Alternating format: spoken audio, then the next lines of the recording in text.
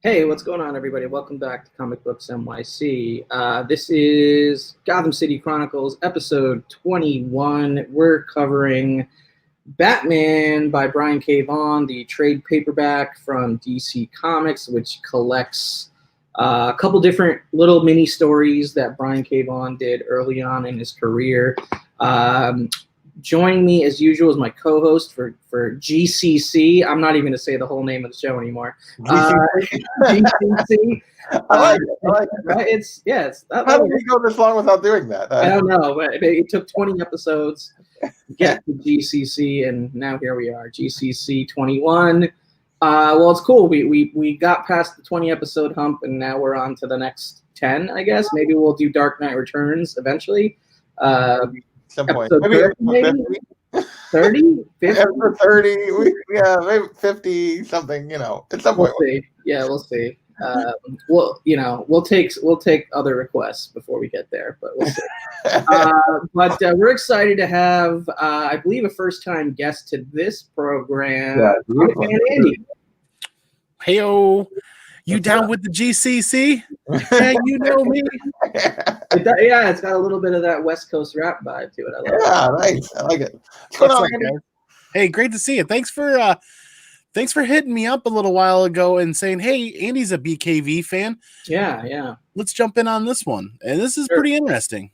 Yeah, it's interesting to sort of go back in time and see not only what he was like back in his formative years, but like that era of DC in general, what it was like back then. You know what I mean? Because it's drastically different than what it's like now. Yeah. From just what storylines were going on to the art style, just everything really has changed quite a bit in DC. But we'll get into that in a second. So if you're watching this and you're not sure what exactly Batman by Brian K Vaughan is, I prepared just a little bit of some factoid sheets here because Brian K Vaughan didn't do like a full Batman story arc.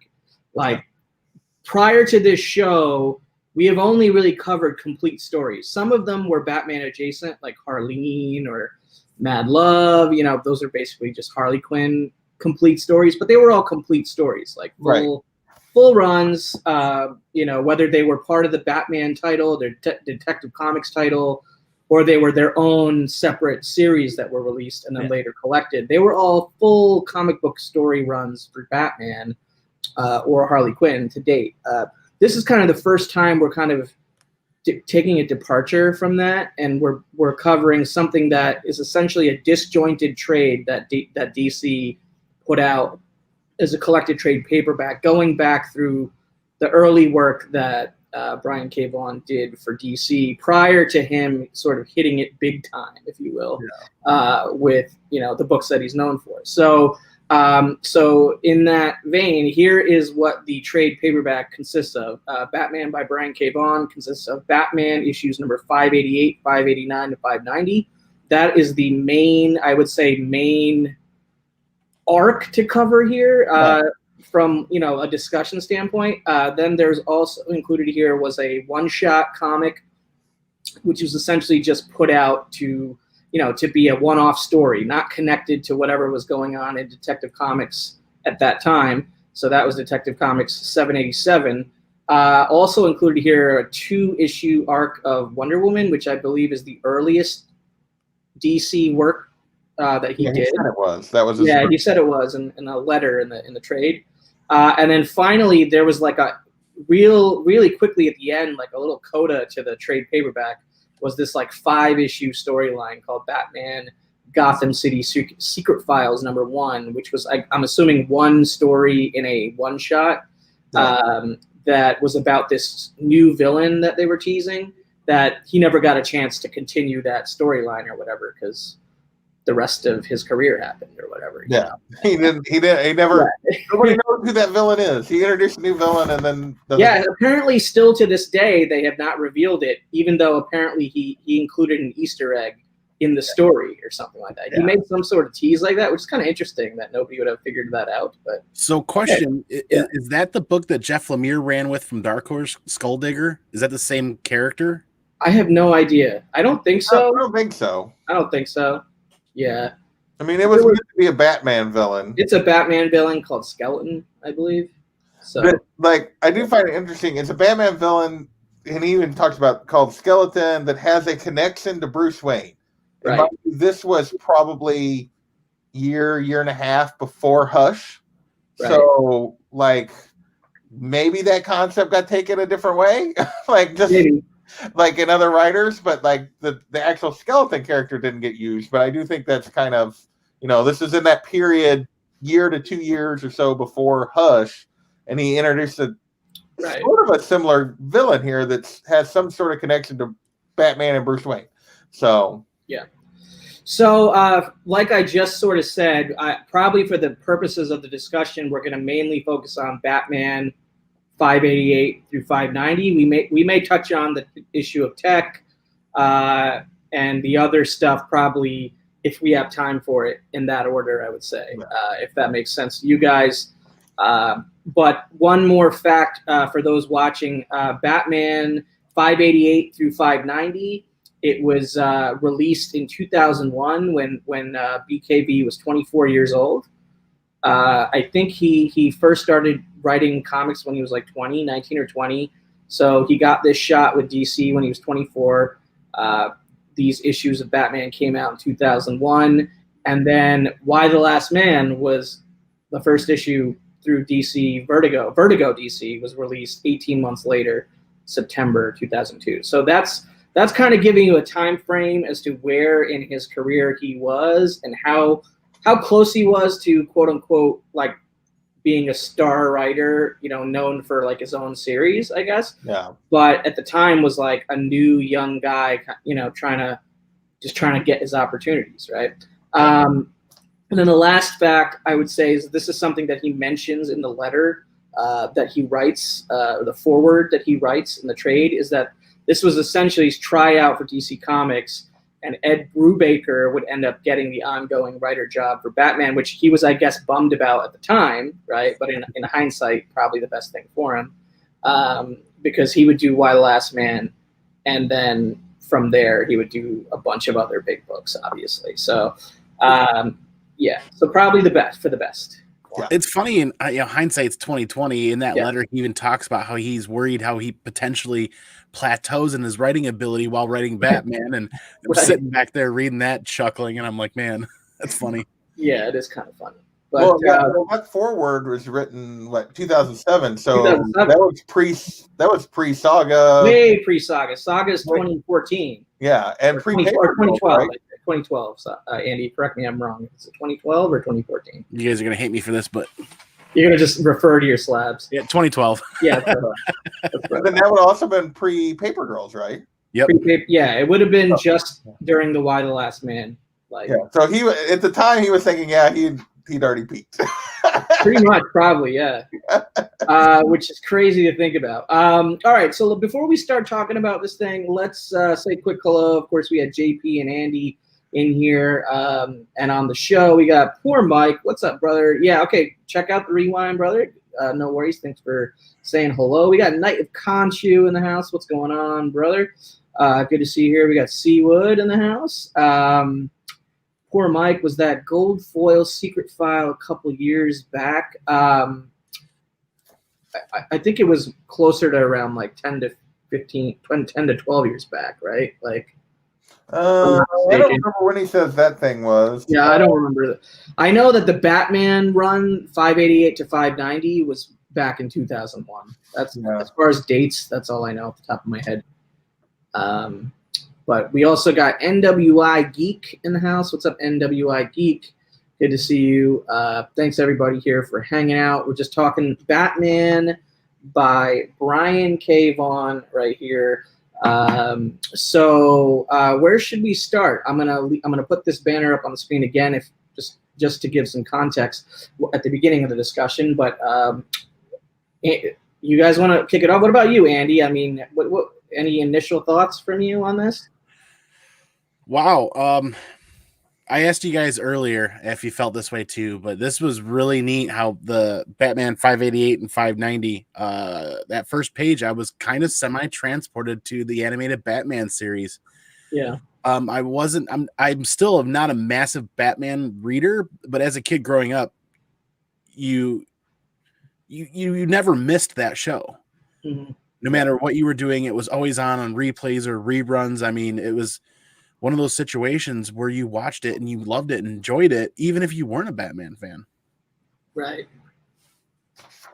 Yeah, and I think a lot of that has to do with, for me at least, that connection is the fact that he uses Scarface in the ventriloquist in this. Mm-hmm.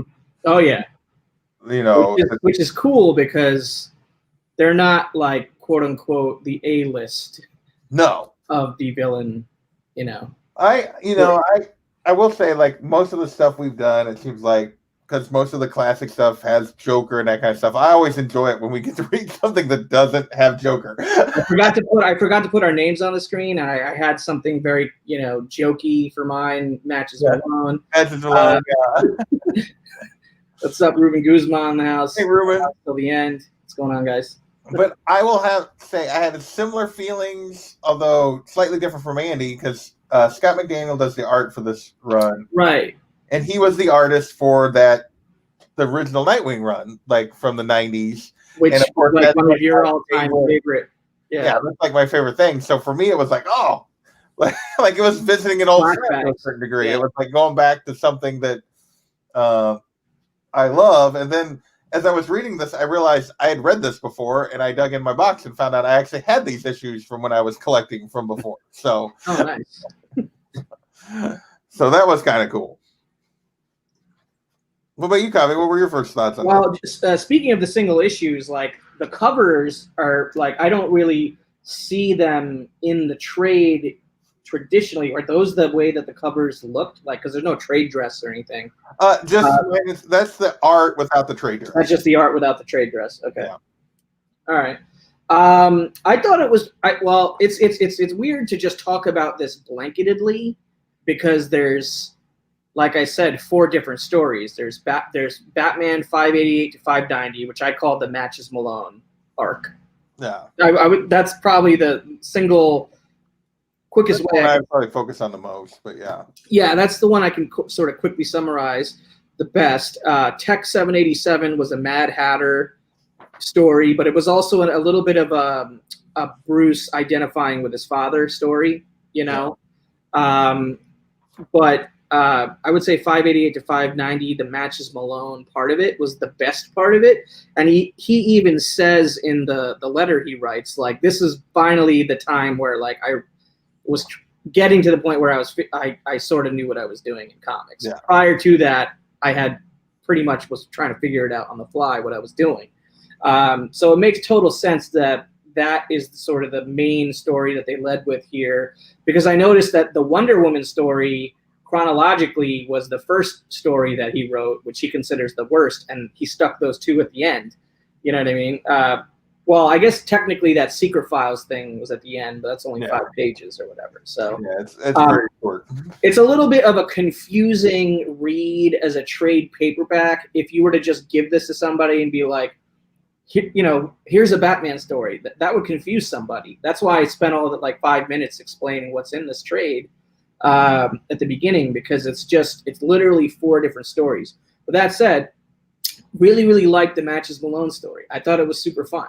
You know, it had that throwback vibe, you know, that everything that JP's saying, I sort of felt as well. I wasn't collecting single issue comics at the same time he was, but I've read other stories from that early 2000s, you know, late 90s, early 2000s DC canon, if you will. And it definitely put me in that world. The art, the interior art from, what's his name again? Scott McDaniel? Yeah, really kind of put me there. And I thought that the themes that we were dealing with as far as Bruce and Batman were really cool, because when you think about it, a lot of these sort of quote unquote classic Batman runs, like full Batman stories, a big part of those stories is him trying to struggle with who he is and, you know, where he should be, where his life is going and what he should be doing, you know. Meaning is Bruce his real personality and is Batman the sidekick, or is Batman his real personality and is Bruce the fake persona that he creates?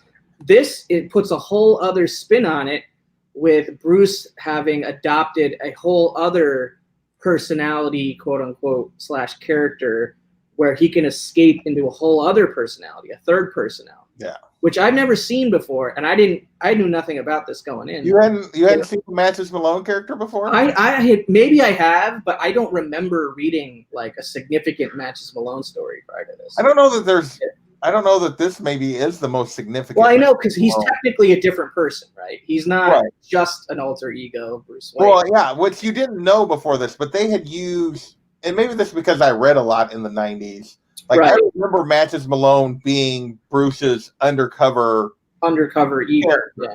Like, he used him a lot. And he talks about it at the beginning of this, opens up with him trying to reestablish. Because the name sounded very familiar to me, but I'd never seen this origin for it. Yeah. And this origin came after they'd used him a bunch. Because it opens with Bruce trying to reestablish, using him and Dick basically putting on a scene to try to reestablish Match's credibility. And because they've basically too many times Match has been involved in cases that Batman broke up. Right. It was the coincidences were just too obvious. Yeah. So, but yeah, that was I don't know that they use it much anymore. I don't feel like I've seen it recently, but I do remember that character being a recurring thing during this time period. So this is kind of the origin of that, which I found was pretty cool. Yeah, I thought it was pretty cool too. It's kind of like, it's one of those stories that kind of sets you up for like, okay, this is going to be like a fun little side thing and it's not going to have a ton of consequences. And I guess that's accurate because it doesn't have a ton of consequences, but it's a lot deeper of a story than I expected it to be, I guess. You know what I mean? Like by the end of those 3 issues, I was like, oh, okay, I see what this was about, and I see what he was going for with this. Whether that blew DC's minds enough to give him the Batman job over Ed Brubaker, I don't know, because I don't know what they didn't, and I don't know what the politics were around all that back then. Yeah. But I mean, this is really cool early BKV here. It's signature trademark of his to try to add underlying layers, right, and some twists a bit. Yeah. He really works to blur the line between antagonist and protagonist here and actually almost provide a mirror copy of each. Like, it's really interesting that he used Scarface and the ventriloquist as the antagonist. And then you've got Bruce, Batman, and Matches Malone as the protagonist kind of, and they almost start to blur the line between them. And it's almost like watching them kind of become very similar through the story. It was like he was really kind of, this is a very good example of watching BKV kind of hone his craft here. Sure, for sure. I really dug that. Yeah, this, as far as I know, this is the oldest Brian K Vaughan story that I've ever read. Like, I don't know that if he got into comics 3 or 4 years before this, I don't know if I've read anything from that body of work prior to this. He said that he wrote a JLA annual or something. Yeah. And I don't know which one that is, but I don't know. I don't have any. And as far as any of the other work he was doing prior to then, I don't know 100% what that was. So like we said at the beginning of the book, it's funny how he talks about being worried that he's peaking on his writing abilities, and lo and behold, hindsight, here we are. It's kind of laughable, and you can almost see the adolescence in his writing, so to speak. Yeah. And how he's trying this and how it works, yet it's not quite as finely crafted as what we get to see from him today. But I do think it's interesting because he talks about the beginning. He talks about how much better he feels about the Batman than he did about the Wonder Woman, and you can see right. Oh yeah, like the Wonder Woman is very, like, the theme he's going for is very similar, like identity and who you are and a part of, like, and all that kind of stuff. The whole Donna Troy, very rough, like like the dialogue, everything. It's like it's almost like he had a good idea and he just couldn't quite get it where he needed it. Yeah, and I didn't quite believe his Clayface. Like, even though it's so few words, like, I didn't quite, like, I don't know. It just the didn't work. writing is just not quite where it should be for that story. Like, and because I found that, I was like, because I found that fairly jarring. Like, that those were so close together in his writing, because the writing is, I wouldn't say it's bad for the Wonder Woman story, but it's just not. It's just average. It's just average, and it's not even at the level like when you read the Batman story, which you read first if you read this. But like, there's a big difference. He's already coming a long way in how he's like telling his story. Well, it's interesting. I would be curious to know like what the intention of even including the Wonder Woman story is, because Nightwing shows up in it for like a few pages at best, and Robin does also for like 1 or 2 pages. And they're like, Batman ain't here. He's like busy. Like, Batman's busy. He trusts you, Wonder Woman. Take it as a big compliment that Batman is not here to help. Robin's like, I'm still working on getting that compliment. Right? I've got hours worth of training to go do. I'll see you later. He trusts you. And then the middle story, the Tech 787, the Mad Hatter story, that was where I got super animated series vibes. Yeah, that one. Yeah, that was definitely swaying heavier towards that.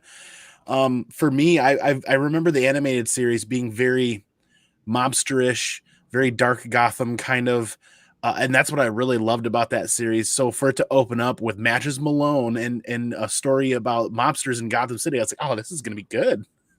Yeah.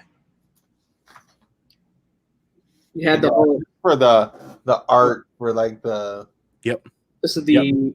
That's the detective story. That's the detective story with interior art done by Rick Burkett, who did a bunch of the Batman and Robin Adventures stuff, I believe. Yeah. Right? Yeah.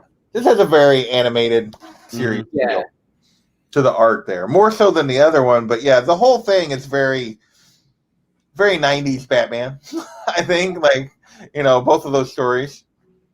Right, and apparently, good point, C. Woodard, and I think he did some like Wolverine story or something. Also, Bake sent me a picture of a Wolverine trade paperback that has Brian K. Vaughan credited to it or whatever. Yeah, that it isn't, because he talks about that also at the beginning, that he does like he feels way more comfortable as a writer with his own stuff than he does like. It's like, do I think I have a great Batman story? I mean, yes, but he's like, I don't think I could ever do like a run on Batman. Right, and then he calls out people who have done like what he thinks are good runs, and it gives them like respect, basically. Yeah, which I thought was cool. It's interesting to read a letter that's 13 years old from BKV. So he was 31, I think, when he wrote the letter, and then he was 24 when he did these books, or 23, 24. Yeah, and at 31, he's talking about that he's washed up. This is the best thing. Yeah. I know. That was, I mean, in a way, that the letter was like one of the more interesting parts, I would say, like, of this. Like, I'm not trying to like trash the story. Like, I liked especially the Batman 588 to 590. But if I just started with just reading the Batman story without that letter, and then going to that issue of Tech and going to those 2 issues of Wonder Woman, etc., I don't know. I think I would have been more disappointed in it, because I didn't have that frame of reference. You know what I mean? Of what this was. Yeah. What this was, where he was in his career, how he feels about it, all that kind of stuff. Yeah, he mentioned in that letter a JLA annual, I think. So, and I'm guessing he just didn't. Yeah, I'm guessing he just didn't even want to include it here, because he just probably is embarrassed of it or something. Yeah. I did think it was kind of funny how the story was, he was at a convention signing, and next to, was it Kurt Busiek or Busiek? And and Kurt was the guy that was like, hey, like, DC should reprint some of those older stories you did for him. And this was after he had success with Why the Last Man, and he was somebody you wanted to get books signed from at a convention. As of 2007, he was in that sort of sphere, right, of comic book writers. And he was like, I totally blanked out on that moment of my career temporarily, and it wasn't even my idea. And then fast forward, somebody wrote it down or whatever, and fast forward however much time later, and they decide to do it. And I was kind of joking that it was probably a cash grab by DC, because these are not connected stories in any other way that BKV had something to do with it, and he was one of the hottest writers on the planet. Well, I mean, it is a cash grab because it's right on the thing. Like if you get the right, like the New York Times #1 best-selling writer, Brian K Vaughan. Yeah. So nowhere on the cover does it even say the title. No, you have to go to the back or the interior to find out. Yeah. Like, what was it? Close before striking. Yeah, I took a picture. I took a picture of the interior where it kind of outlines, sort of. Here it is. That. Yeah. So those are the stories. Close before striking. That's Batman 588 to 590. Mimsy were the Borgavies. That's Tech 787. A Piece of You. That's Wonder Woman 160 to 161. And then Skullduggery is the Secret Files. Gotham City. Yeah, there's not really up there, but yeah. And those are all the creative teams. You got Scott McDaniel on the art. You got Rick Burkett on the art. You got Scott Collins on the art, and then you got Marcos Martin on the art. So those are the teams. Yeah. Why does Dick look like a better superhero there in that shot than Batman? Because that's what Scott McDaniel had been working on for. Scott McDaniel was basically living and breathing Nightwing. Right? Oh yeah, okay. You did say that earlier. He was off by this point, and had moved over to Batman for a short run. But he had been doing, because he started doing Nightwing in 96. I think he did Nightwing 96 to 99, maybe, or something like that. Scott McDaniel did, and then moved over to Batman right before this. So his run on Batman was not as long. But so do we want to talk about any of that? The BKV part? I don't know what to do. I don't know. This one's kind of a weird one. Yeah, this was the first time, like I said, where we're not covering really a complete story. We're covering a trade paperback that's made up of 4 individually separate, really short stories. Yeah. So there isn't a ton to discuss from a story perspective besides the Matches Malone story, which we kind of gotten into. I guess the part where I kind of got a little bit confused is okay, this one's dead, and now this one's dead, and now this one's dead. Wait, no, this one was alive, and this one was dead. No, wait, it was his brother. It was his brother pretending to be him that was dead, and he's alive. Wait, is he? So, well, basically the story is that, and Batman's been using, for anybody who has read this, if don't know who Matches Malone is, it's basically his undercover identity that Batman uses. It's like Weekend at Bernie's Batman edition. Well, there's a little bit of that, but from a clothing standpoint, what we come to find out about this is he basically the Matches Malone was a real person. And he stole the identity because Matches Malone already had street cred. And so Bruce used it, he was the only person that knew Matches was dead. And he basically buried him. And he became his own criminal informant by essentially assuming the identity, right? Of this arsonist and small time criminal. Yeah. And what we come to find out is, though, that during the course of this is that Matches Malone wasn't dead. He'd faked his death, and went home. Brother was the one that. Yeah, his brother had died, and then, but they'd also there was this in a really, really sad way, frankly. It was really sad, but Matches had assumed a new identity, and he was living a completely different life, but basically heard about that Matches Malone was a stool pigeon because people were after the Batman version and clear his name and ends up getting himself killed, which is just the whole thing is just Bruce does some things in here that are ethically not very yeah. Yeah. But he walks the line there a little bit. He does. I mean, you know. Well, it was. You notice the part where he depicts going through a series of personas, trying to gain a foothold of street cred, so that he can gain all this intel on his own as he sees fit, and he tries out different personas and keeps getting caught. And every time he goes in, they always tighten that rope, so to speak, and prevent him. Like, they're so very guarded and hard to get into, and it was like just creating street cred from the start just wasn't working for him. Yeah. That's why he was so passionate about taking over the Matches Malone aspect or persona, which was convenient at first and then not convenient at all. And just like Kavi said, was very kind of muddied. And that's where I think we see an early BKV learning how to craft that style of story or that storytelling. It's almost like if BKV's got 30 layers right now, this was BKV when he had 10 layers. You know what I mean? Yeah. Yeah. Building up those stories around there. I appreciated it, but I laughed just like you did, Kavi, a little bit about, wait a second, we're here, we're there, we're back there, and then he's buried. Wait, what's going on? Yeah, I was going to be like, if this happens one more time, I'll be upset. You know, like, but it didn't happen one more time. But when I got to that point of like, okay, they're going to flip this again. But I enjoyed. I mean, overall, I would say that I definitely enjoyed it. I really enjoyed the Scott McDaniels artwork also. That makes me want to know what you guys. What did you guys think of the colors? Like, I don't know if you can see that, but there was a bit of a muted tone to it, I guess, from a color standpoint. But I thought it fit. Personally, I was expecting muted for Gotham City and the Batman story, but there was a lot of pastel action going on that I wasn't expecting either.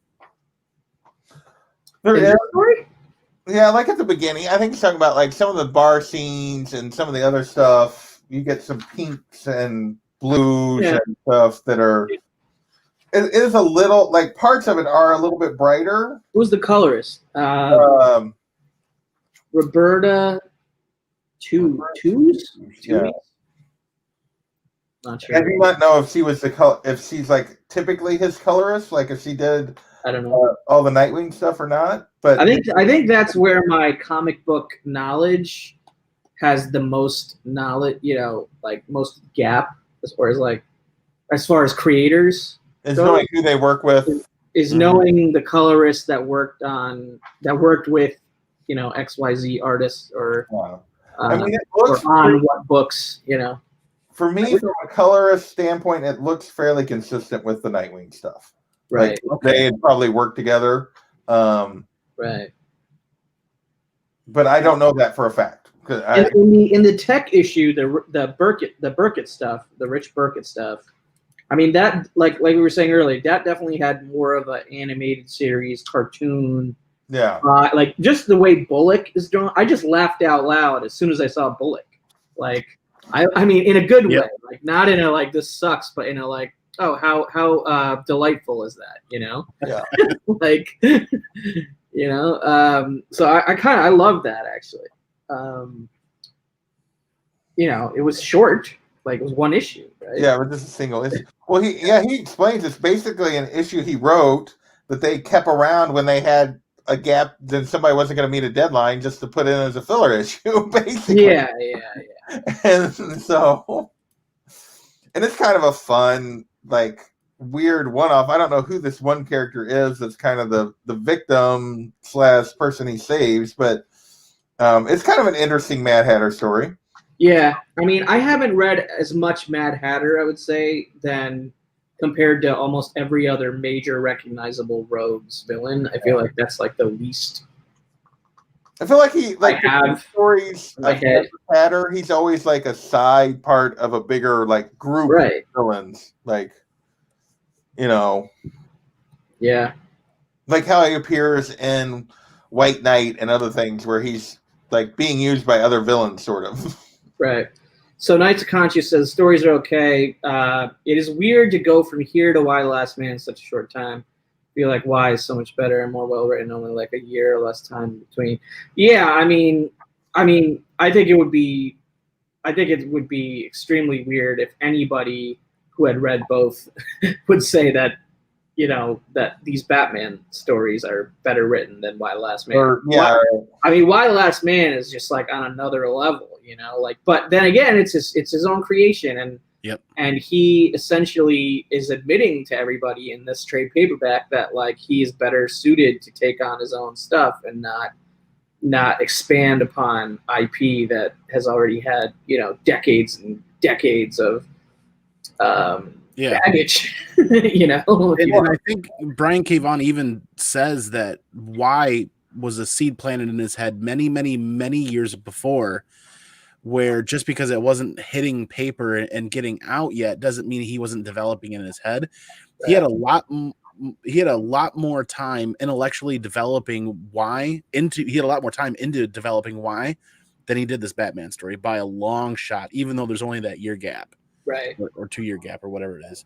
Well, and like I said, he makes pretty clear here that, even though he doesn't really say it, but like why it's clear because he talks about the story, like the stuff that he creates himself are passion projects for him. Whereas this stuff, like he says he's not a good enough writer to do it. I think it's more of just that it's not his, he'd rather write his own story. He doesn't feel comfortable writing characters that have all this baggage. Yeah. And just tell his story. And I just think and honestly, that's the part of his Batman story that I enjoyed the most, where he was like pushing the envelope of what's acceptable for Batman, and I was like getting excited a little bit during those pages, I knew it wasn't going to happen. Like I knew he wasn't going to step all the way over the edge as Matches Malone and murder somebody. You know what I mean? I knew that was not going to happen, but the fact that they kind of like went that direction with it, that he was losing himself in the persona and maybe he was going to cross that line. Yeah, I thought that was cool. I thought that was good writing. Like that was like the example of good writing here. Which I think makes sense. Like that's the story they led the trade with. That's the story he seems to be the most proud of among these. Makes a lot of sense. Totally unrelated to any of that. How awesome is this Adam Hughes cover? Yeah. I know. Well, yeah, that was right during the Adam Hughes window. Right? I think it's that was what, Wonder Woman 160? Yep. Yeah. What was the other cover? The Wonder Woman. The other one was not one of his better ones on that run. It was a little bit more. Go to you. Oh yeah. I mean, it's still him, but it's not a great one. Right. Yeah. No, the 160 one's cool. No. Should we talk about that story at all, or should we just kind of get into the like cover rankings and other things? I want to talk about it for a second because I'm curious what you guys thought of. You talked a little bit of like you thought the Clayface dialogue was poor. Like I wouldn't say poor because it's not like he's going to say a ton anyway. Yeah. It just I don't know. It just didn't feel quite right. And I realize they've completely kind of changed her origin at this point. The Clay thing is no longer her origin. Like that was. But what did you think? I thought that was creepy as hell. That whole concept of Clayface trying to like absorb her a piece of Wonder Woman.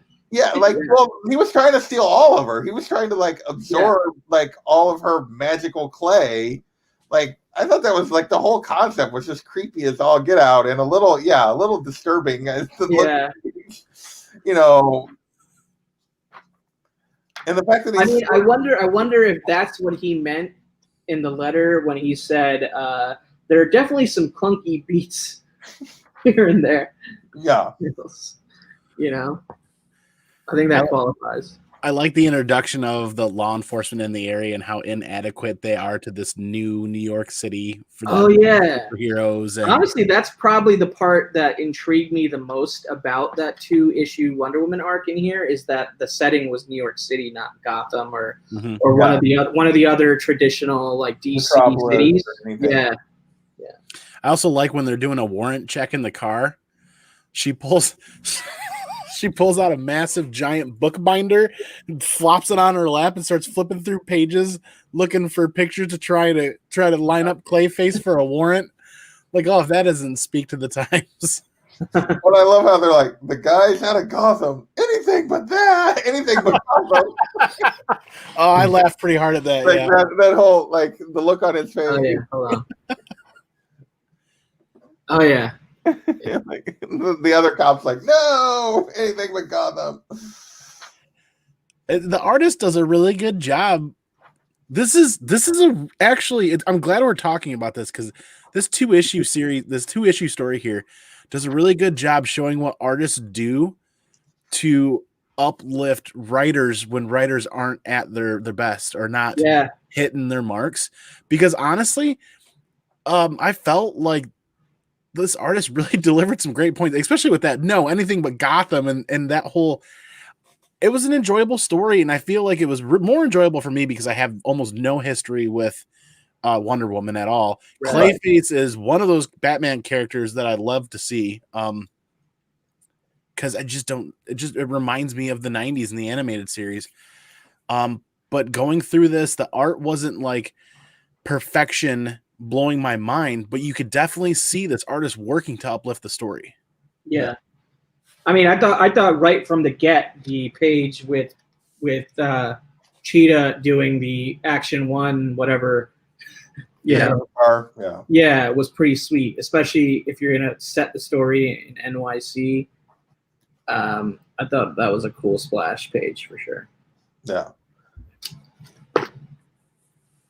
And it dealt with similar themes as to the 3-issue Batman arc. It was a lot of Wonder Woman, kind of, I don't know, contemplating what makes up who she is or whatever, That identity. I guess same with Donna, on the other end of it. Yeah.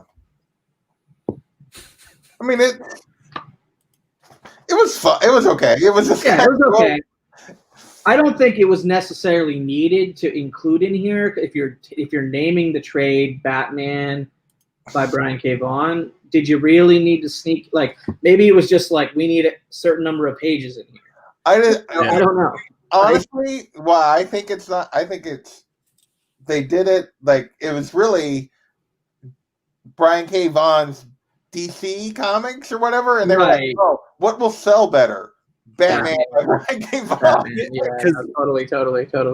The only connection to Batman here in the two-issue Wonder Woman story is essentially Clayface and the fact that the bad guys from Gotham are starting to invade New York City, right? Yeah. Well, yeah, and we get Clayface, we get Nightwing, we get Robin. Yeah, you get some Bat family characters and stuff. Yeah. Yeah. So. Should we talk a little bit about Skullduggery? Because that was kind of just tacked on there. I would actually like you guys to dive into that because that was kind of something that I didn't really quite understand at all. So I'm with you there. Like I didn't necessarily quite, but I also don't know what these Secret Files one-shots are like, because I think there are multiple of them, right? The way they do those is they'll have a couple of different stories in them. And they're usually giving you background information on a character and or setting up a storyline to come. Like you're going to get a sneak peek of a storyline to come or a character that's coming, which is clearly what this is supposed to be to me is right. This is a little sneak peek to introduce this skeleton character that nobody, basically Brian K. Vaughan didn't get the Batman run. He ended up doing Why the Last Man, and nobody ever did anything with. So there was no follow-up to this. Right. But like I said, I feel like this is very much a concept that they sort of then stole to go toward Hush, because basically this villain is pretending to be other Gotham villains committing crimes, and it's all to basically set up an eventual showdown with Batman, and he knows who Batman is and has some history with him. And he's got a mystery identity, and he's just impersonating other villains. It's very similar in that lane for sure. So, like, because at first I thought I was reading actual Joker, actual Riddler, yeah, actual Mr. Freeze, and then I flip the page and it's, he takes the Freeze helmet off and it's the skeleton guy underneath it. yeah. And then that one page that's left of the story, you get a little bit of a connect the dots, like, okay, it was the skeleton guy the whole time in the first three pages of the story. And it's just like, as quickly as you're understanding what it is, you're out. It's just 5 pages and that's it. And I think it was meant to be a tease of something that never happened. Turned out. Which, DC does that all the time. Yeah. So, Speaking of teasing, I like how they end the first page with Joker mooning the camera. Wait, which one? The first page, the bottom, that last panel. After all, jokes are meant to be shared. Yeah. He moons the camera. He moons the camera, yeah. I like the art of that though. I'm a big Marcos Martin fan. Yeah, Marcos Martin's. Yeah, I really like his art a lot. Riddler was really good looking in that. Yeah, definitely a fan of that. So as far as I think that it's hard to rank these covers because it's literally 4 different stories, so you can't. They're not contextually related. But I would say that the Adam Hughes, Wonder Woman covered by Clayface, essentially. Yeah, that one. Yeah, that one. Yeah, that's my favorite. Yeah, that's easily the best cover of this group. But of the Batman cover, I mean, you get the. Who does the cover? I don't think the detective one is all that great. It's a Tim Sale cover, but it's not. Yeah. Not my favorite. I would say that's mine. The third issue, 590. 590 is your favorite? I think that's the third one. I was thinking, for me, it's probably the second. Of the 3 Batman, I think it's the second. Of the 3 Batman issues. There's the third one. He's looking in the mirror. Oh, that's the third one? I thought that was the second one. I think that's the third one. Maybe it's the second one. I kind of wish the trade did a better job, especially for somebody that doesn't have experience. That's why a lot of trades do that, where they take out the trade dress. There's the second one. Oh, that's the second one. Yeah. Maybe it was the first one I liked then. I don't know. First one is this one. I like the first one better. That's the one I like the best out of those. Yeah. I mean, the Adam Hughes Wonder Woman cover is awesome, but this cover sets that precedent that I think BKV is really trying to work on, as far as blurring the line between antagonist and protagonist, and trying to get these characters to mirror themselves. Yeah, I feel like all 3 of those covers are very similar. It's all about the two faces. Like it's matches and Batman, all 3 of them. Just different takes on the same kind of concept. Yeah. But I would agree. Probably the first one's probably the best of the 3. All right. Well, pretty much in agreement. I can't really rank this because it's just not a full story. It's I don't know how to compare. I mean, it is. If you just take the match, it is and it isn't. I guess but if I was gonna rank it, I'd have to rank it just based on the Matches Malone story. Okay, I can do that. I think. And for me, but it would rank low on our Batman list because it's just kind of 3 issues. It's fun, but there's nothing he goes for some deeper stuff there. He sort of achieves it, sort of doesn't. It's just kind of a I don't remember exactly where I have Harleen and some of those other non-Batman stories we've done. I don't but I put it kind of in that group, which is probably in the lower half for me, even though I like some of those stories, including this one. They just don't rank when you're looking at the all-time great complete full Batman runs stories that we've covered. It's just not even close. I put it kind of in my not the lowest tier, but what I called fine.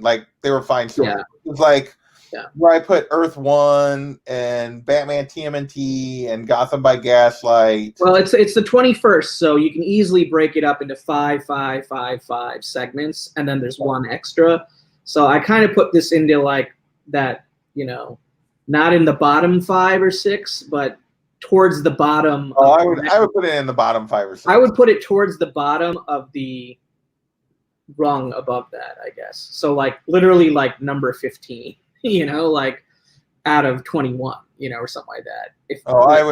I don't know. I don't even know what my 16, 17, 18, 19, 20, and 21 are. I would have to look at the whole list again. I just didn't even really think about this one in terms of ranking, It's just hard to rank it.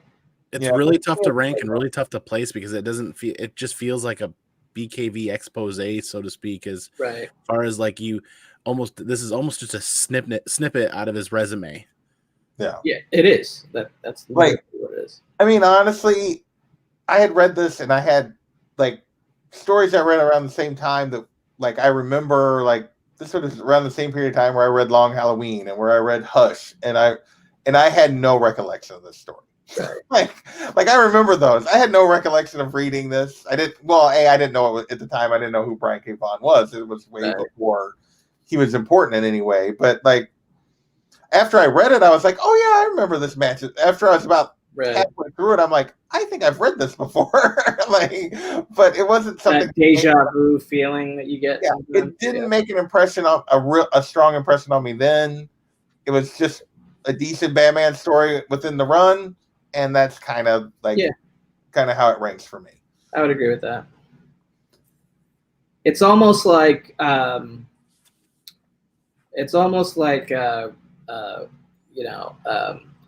you're in a way, it's like reading. I don't know. It's like Brian K Vaughan at comic book college.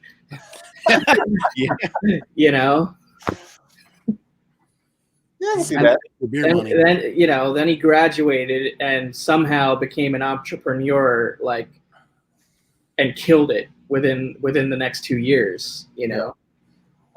Which is pretty crazy to think about. Pretty impressive. But. Well, I mean, look at Jeff Lemire and BKV are kind of a good comparison. Jeff Lemire did some other mainline stuff that kind of wasn't like propelled way to the front, but he spent a very long portion of his life building Gideon Falls, and developing Gideon Falls. And it's just like they get this IP and they get these stories that they've harnessed and held within them for a long time, and what they're really passionate about, to the vehicles that they want to get. Descender and other things he's done. Exactly. Yeah, Descender too. And then all of a sudden it's just like you're witnessing a thing of beauty unfold that's directly from their soul, just wholeheartedly coming out. So sometimes it feels like these writers and these artists get in with Marvel and DC. It's just kind of here's my shot to try out. Do I have the chops to make it like some of these really high end guys that can do full runs and full arcs and develop and add to somebody? Right. You're seeing the same thing now with career trajectories like Donny Cates.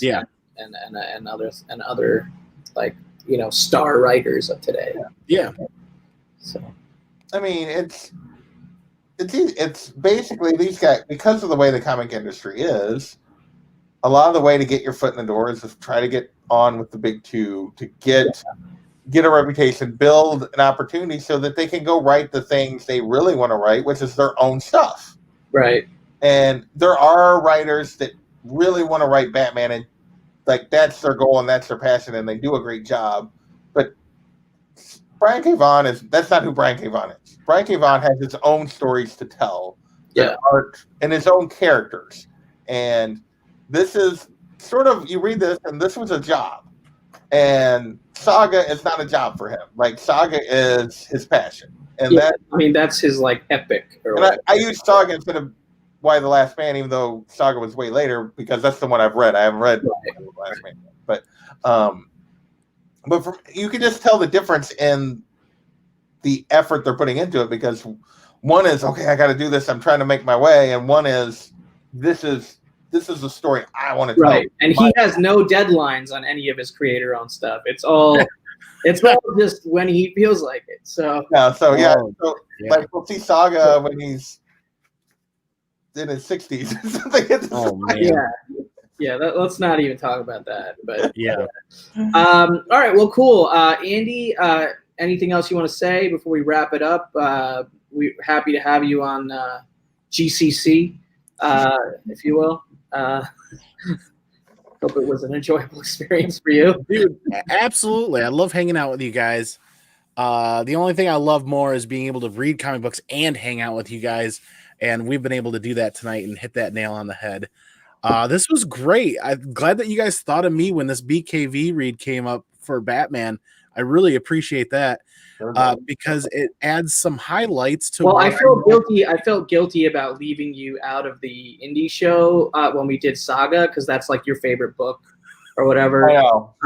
And technically, that's JP's decision, but not mine. But well, I mean, it's in my defense, literally everyone hit me up. The instant I said, because that's one of the most like 30 people go. That title is too popular. You'll have to turn a lot of people away or whatever. Yeah. So that made total sense. But yeah, I thought this was a cool angle to take a look at this guy's career at a different point in time and sort of take a trip back in time. And I found it pretty interesting. Yeah, no, I greatly appreciate it. I had an amazing time. Like I said, the only way to make it better is to read comic books and talk about them with my friends and with the community and the people that I really like spending time with. And I greatly appreciate it. Hit the nail right on the head tonight. It's been a ton of fun. So thank you. Thank you. Yeah, thanks for hanging out. We appreciate it. So anything you want to plug? We'll do the plugs now real quick. Anything you want to promote? Oh yeah. If you don't mind me taking a minute or so. Go for it. You guys can find me on my own channel, Comic Man Andy. Tune in. Mail Call Mondays. I've got an epic one coming up next Monday. I have a pre-order that took 10 months to get here. I'm opening up next Monday. And I'm going to do a ho, ho, ho holidays community appreciation giveaway. I've got a bunch of Uline boxes here, and I'm going to set up at least a couple of them, 2 or 3, and I'm going to stack them full of books.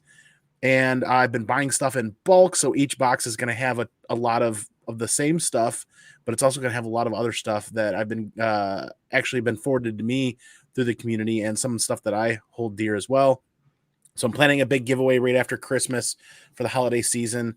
And I'm on Twitter now. Somehow I felt like getting on the dumpster fire that is Twitter, and you guys can find me at Comic Man Andy there as well. And Monday nights, Modern Men. I'm there on the Comic Core every Monday night doing a show similar to this. Oh, yeah. So what are you guys doing next week on Modern Men? Oh, it's a Fantastic Four read that Carson is pull out his wild card for, and I've got to get I think it's on my Comixology list. I can't remember. This is going to be interesting because I don't read Fantastic Four at all, so this will be pretty good. Nice. Cool. JP, anything you want to mention? Thursday, the indie show will be back. We're doing volume 6 and 7 of Fables. So yeah, looking forward to this. The longer I've read this, the better this has gotten. I've enjoyed it more. So definitely tune in for that. I do the look back obviously on Saturday. I'm going to try to get one of those out.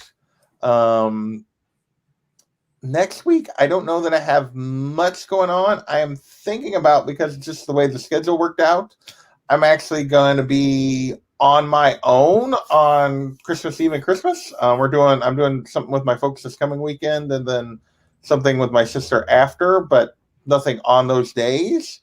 So if there's other people, I know this is a weird year. A lot of people aren't getting together with family. So I may do a live stream if people want to hang out, just to have a little community on Christmas Eve or something if people are on their own.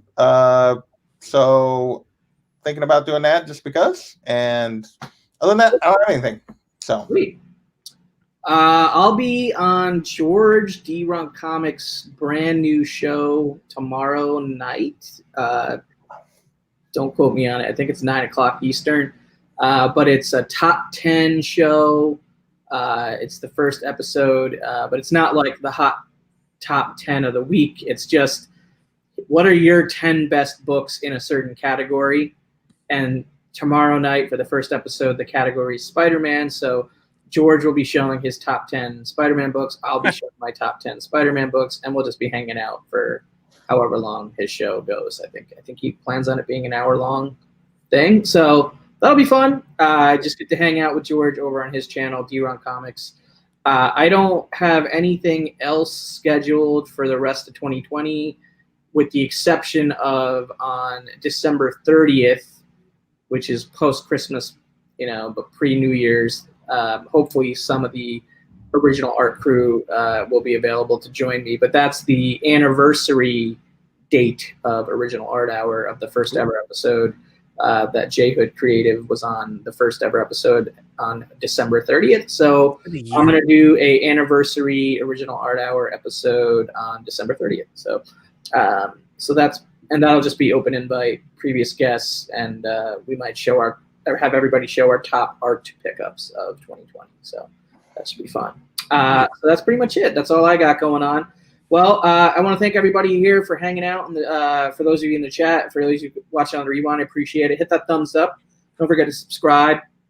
I am steadily creeping up to 1,000 subscribers here at some point. I think I'm at 955. Something like that. So we'll see. Whether it happens before the end of the year or not. I got 2 weeks left to make it, but we shall see. But other than that, that's pretty much it. I want to thank you guys for watching, and we'll catch you on the next show. Here's the outro. Bye.